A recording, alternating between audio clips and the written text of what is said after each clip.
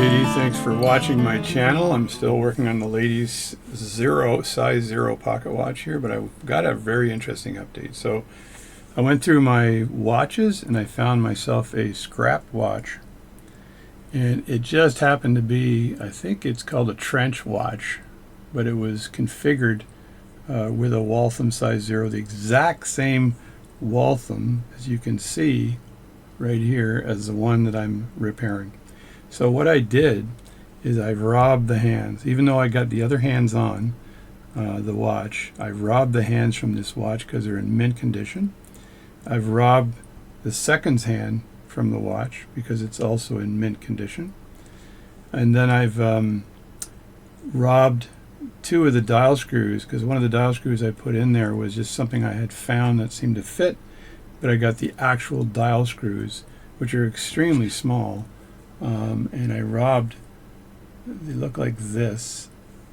Let me see if I can just put that on my hand. There it is there. Very small dial screws. So I robbed 2 of those dial screws and replaced the 2 that weren't there. So now it has brand new dial screws. I remembered to put on the dust cover because it's early in the morning, so I remember shit when it's early in the morning. I decided to keep the authentic face, even though this one has no cracks in it. This is the actual face of the watch, of the individual. This is the face with the memories. So I did not want to, even though I could just have given it a new face, I did not want to replace this face at all. I looked at the crystals of the 2 watches, and the crystal on the one that's my trench watch, this is it here, and it's a glass crystal. It's a really nice quality glass crystal. And I just tried to snap that on to the other watch I'm repairing for the heck of it, right? And the one I just put in is just as nice. So it's an acrylic crystal, but it's really well done. I just have to clean up some of the glue here on the side, which is, I do that with a fingernail, by the way. I don't do that with screwdrivers, because you're going to scratch the gold. It's gold filled. You're going to scratch that. So I will clean that up nicely with my fingernails, believe it or not, and so I don't scratch it at all. And this snaps on really well. The other one does not snap onto this case well, and so I did not want to compromise that situation. So what I'm going to do now, and let me see if that little plug is still in there. And I think, yeah, it is. Look at that. It's still there. So for you non-believers, the plug is still there. So now the watch is kind of together. I need to put the hands back on, however. And I'm trying to think of, should I do that with the watch in the case or not? If it's in the case, it's supported better. So I may put the case, I'll just case it right now, and just trying to stay away from anything that's gonna, I know I'm leaving fingerprints on here, folks, but too friggin' bad. So I'm gonna put that in right now, and I'll clean up the fingerprints later, because that's what I do. That's what I do. I could put a glove on, but I'm telling you, somebody else has to prove to me that they put gloves on back in 1900, and they didn't. So if you're trying to prove to me that they wore gloves when they repaired or built pocket watches, you're full of it, because they didn't put gloves on back then. They just made sure their hands were clean. I am a freshly showered individual with very clean hands. So right now I'm just going to point the camera up a bit so you can see half of me, I guess. And if I lean forward, you can see the rest of me. So I'm just going to screw this in. The back screws are tricky on this because they're slippery. So your screwdriver kind of slides off. You just have to have really good control over it. And just do 180 turns on it instead of full turns while you're holding the screwdriver. Just an idea here. So I went to bed last night with a big smile on my face because I did not realize I had a transplant watch in the making. So very happy about that. Let me look at what I got here. And I found a seconds hand, obviously, because it came from the transplant watch. So I'm just keeping my fingers away from all that stuff. And putting this together is kind of an update, so I'm very happy. Of course, I've Frankenstein my other watch, my transplant watch, but when I bought it, I was thinking I could repair the trench watch and maybe sell it or whatever, but I don't think it would be worth much, and I think this watch is worth way more to this individual, so why not put the new parts in? So that was my thinking. And so, based on that thinking, there we go. Get that pushed in now. And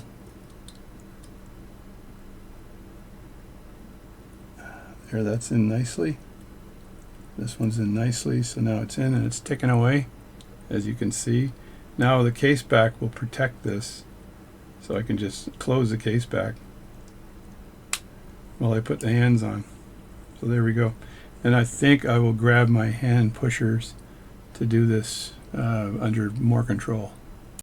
Now you can see I got a whole lot of leftovers, so it's always good to have some scrap movements around. What I might do is buy or recover the other movement I have and just get the right parts. I think I can put the hands that I fixed up onto the other movement, but what I also did with the new movement that's in this case here, right, what I did with this, just rotate this, is I also stole the hour wheel from it, so I knew that that hour wheel would merge or interface well with the two hands that I'm going to use for this. So and these hands are over yonder. They're in over yonder. That's the English for over here. So here's the box that the hands come, the hand setters come in. If you see any raw legs there, I'm wearing shorts today, so let me just open this box up and show you what I got. Here's the box, there we go. And let me just move that in a bit more. There we go. I don't need any of these because these are just added to work on ETA movements and stuff. These are nice, and I may just replace the metal pushers with this because these are nice plastic pushers and they're just less abrasive. And then here's this hand setter. So I bought this from China and it's actually really good. I was impressed by the quality. It wasn't that cheap, but it was like 150 bucks, which is way better than what you could get. This is like the equivalent of the Bergeron hand setter. So the hand setter, it's got these springs on the top. It's got Allen keys for adjusting these here, although you don't really need to adjust them. And the pushers stay in place. So what you do is, if I want to take one of these plastic pushers I have here and replace one of these metal pushers with the plastic ones, just find the right diameter. So the best way of doing that, we've got big, small, big, bigger. So these are the bears and Goldilocks and the three bears here. And then we've got this one here, which I believe is flat. I'll have to have a quick look at that. And yes, it's flat. So these ones here are not flat. We've got a hole in them. And the end one is flat. So if I want to push the seconds hand in, I would use that one. And I think I may want to push that in deeper. And so with these pushers here, you've got pretty much the same thing, right? So you're looking at different sizes. I'll just grab all these things here. So I'm looking at flat. So I'm looking at this here. So I got big, smaller, smallest, and then flat. So it's the same darn thing. So let's just replace these and start. I'm going to line them up the same way they are in the pusher, so I don't screw this up. So they're lined up now, and just actively moving cameras around here. So I apologize, but this is kind of a live video today. So just take this and then unscrew this. This is the flat one. So there it is there. That's the flat one. And this is the flat one here. So I can just push that hand pusher down and then replace it with the plastic flat one. and do the next one. It's a live action video here. Don't drop it. That's the wider one that you would use for your hour hand, maybe. Depends how it fits. And then this one here, that's the one for the minute hand, likely. Now remember, these are also used for watch movements, and I use these when I did the 7750 ETA movement for precision, and also to push on that the snap seconds hand, the one that is used for come on, bugger, the one that's used for the chrono functions, the chronograph functions. This one seems to be a little rough to come off, so that was the day that was a Friday afternoon when they did the machining on this particular part here. So the Friday afternoon machining is never good. Come on, come out. There we go. That dropped out. Hopefully this one isn't as hard to screw in. Maybe it's the threading on the part as opposed to I could be wrong though. There we go. Get that in there, and yeah, good. It's the threading on the adapter as opposed to on the other part, and I just turn this around like that to make sure I got it right, and I do. So that's right. So now I'll just throw these in the bag here so I don't lose them. And it's the morning. I really want to finish this watch off. I may have cheated a bit, but I had it to a position where all I needed was the seconds hand. So now I want to put this on here and push down. So I've realized that I can use this here as an adapter so that I can get, if I don't have this, it's not deep enough, and I don't have the right for this for a pocket watch. This is made for watches, not pocket watches, and I don't have the right adapter here for the ling size of a pocket watch. So I found that this little upside down case, put that down there, lay a cloth down on there. This is just a general cloth for cleaning your watch. Now the precision has to do with me actually being able to look down and precisely push over the top of this thing. So let me get a little closer here and see if I can stay out of the way as I do this. So I know my face is going to be in the way here. So for this, for the seconds hand, you make sure that this is snapped in place. Although it doesn't matter because you're kind of lining it up like this, right? And you're putting this right over the seconds hand. And you're pushing it down just like that. See that? And why that worked is that there's a hole. So before I tried pushing that down, it wouldn't push down because the pivot seemed to be in the way of my pusher. So that's done. That's perfect. And now just grab another hand. So I'll grab the hour hand next, right? And I can put that on anyway because I'm going to adjust the position of the hour hand. And that's a pretty big hand. So I'll just put that down like this and kind of rock it over the top like that. And you see how nicely that's going on, right? And now the question is, which one of these pushers should I use for the hour hand?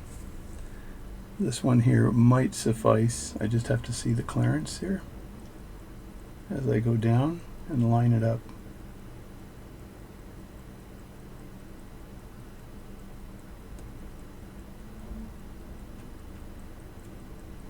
Now the beautiful thing here is that I think I'm clear, but I'm going to go one more over and see what this looks like. That's pretty big. No, I think it was this one, and I might be down far enough.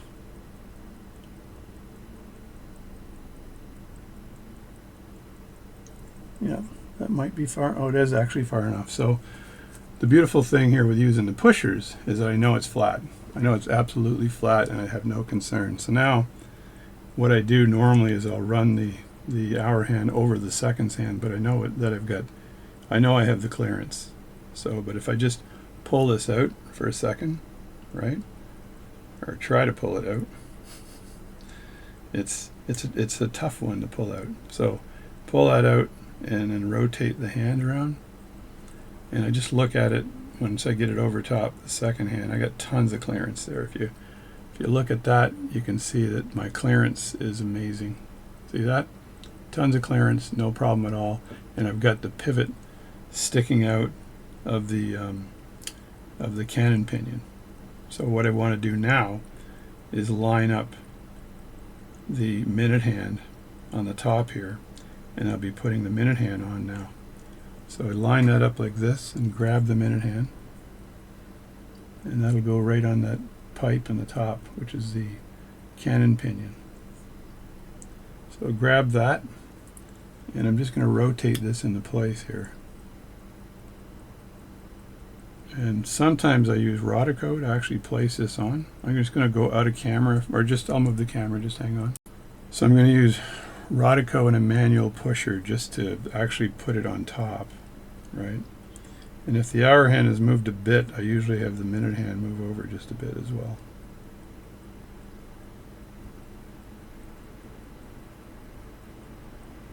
And now that I've got it down, and it's not in completely, I can just rotate it a bit. I'll just say usually I can rotate it a bit. There we go. So that's now in place, and it's a little bit advanced because the time did advance just a bit. So I have that advanced a bit. And now the pusher I'll use is likely this one here. So I can go straight down on that. So let me just realign here so you can see that. There we go. And let me get down here with the pusher to make sure I've got it lined up perfectly.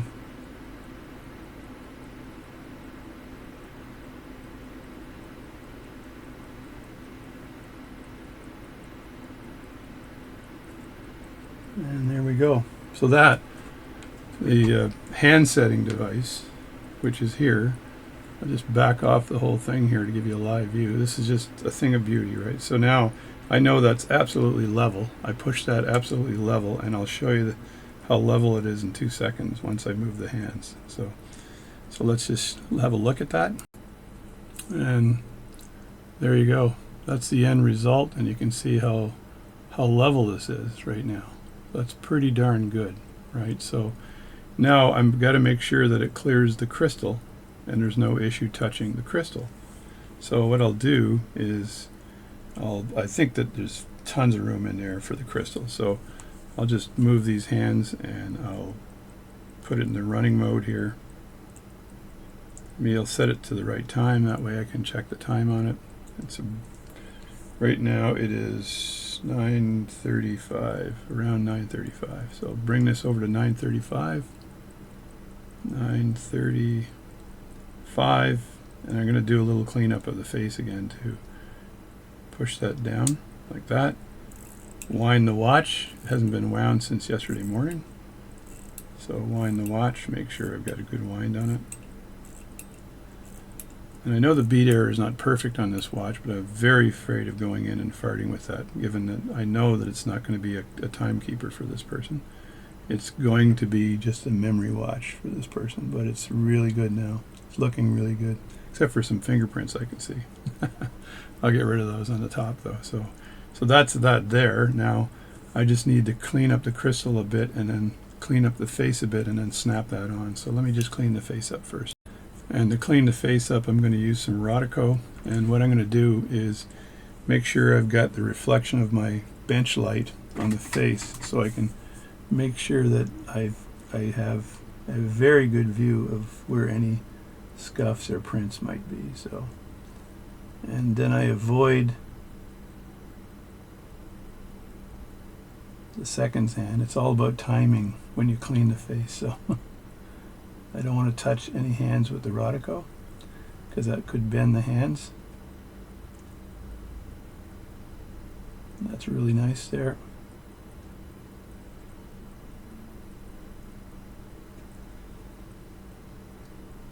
And this looks a lot better and it's a lot easier. If I didn't, I wish I would have known that I had this sacrifice movement sitting there that I could just borrow the hands from. And I made sure that I also borrowed like I said before, I borrowed the hour wheel from it.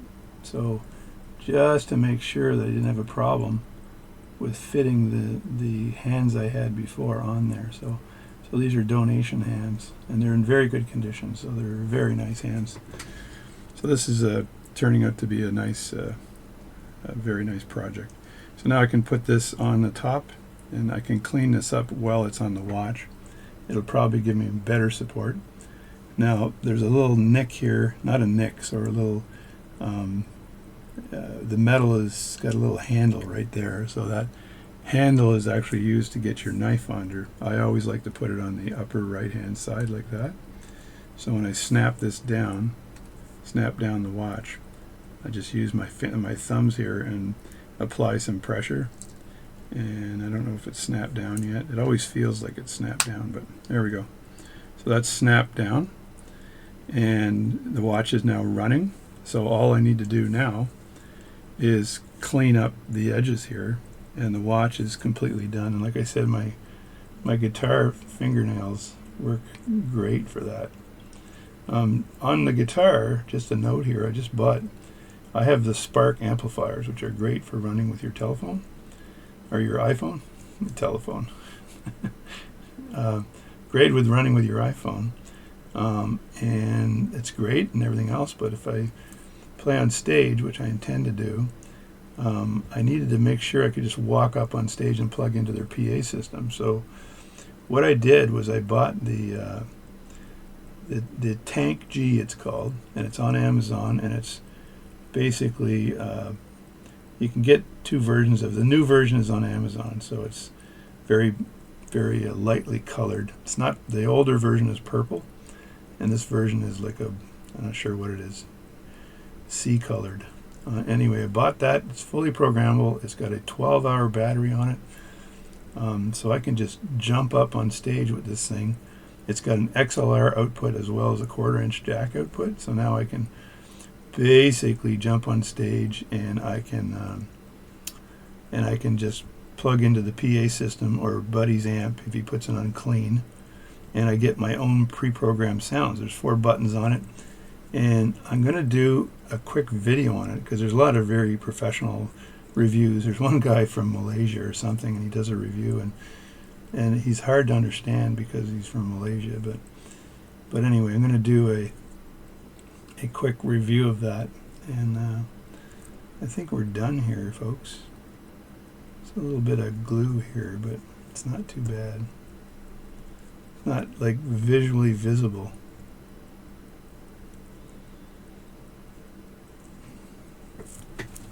There we go.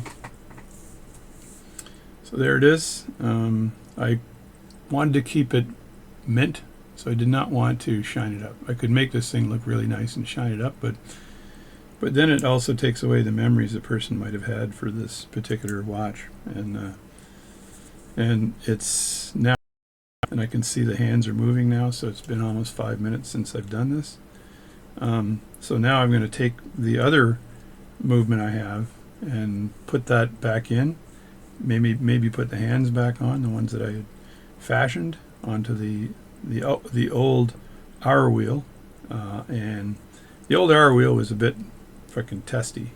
Did I swear there? But I said friggin'.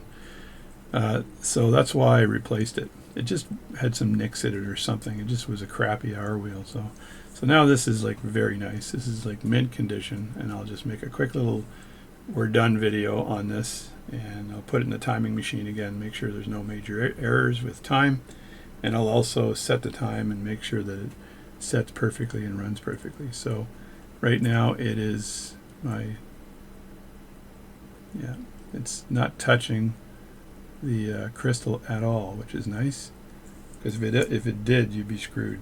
So I'm just checking my 2 watches here. It's 9:41, exactly 9:41 and some change, and 16. So to tell that time, I use my very, very high-end Casio G-Shock, fully timed by Dayton, Ohio signal. It's also solar powered, so it's fully solar powered. It's made in Japan, And the cool thing about this watch, let me just bring my thing up here, is that unlike other Casios, this one has a screw down back, which is higher end. The other one you just screw on. This is a screw on back. This is a very high end Casio G-Shock. I believe it's called the 5000U. And I had to get this, even though I'm an analog pocket watch and analog watch guy, automatic watches.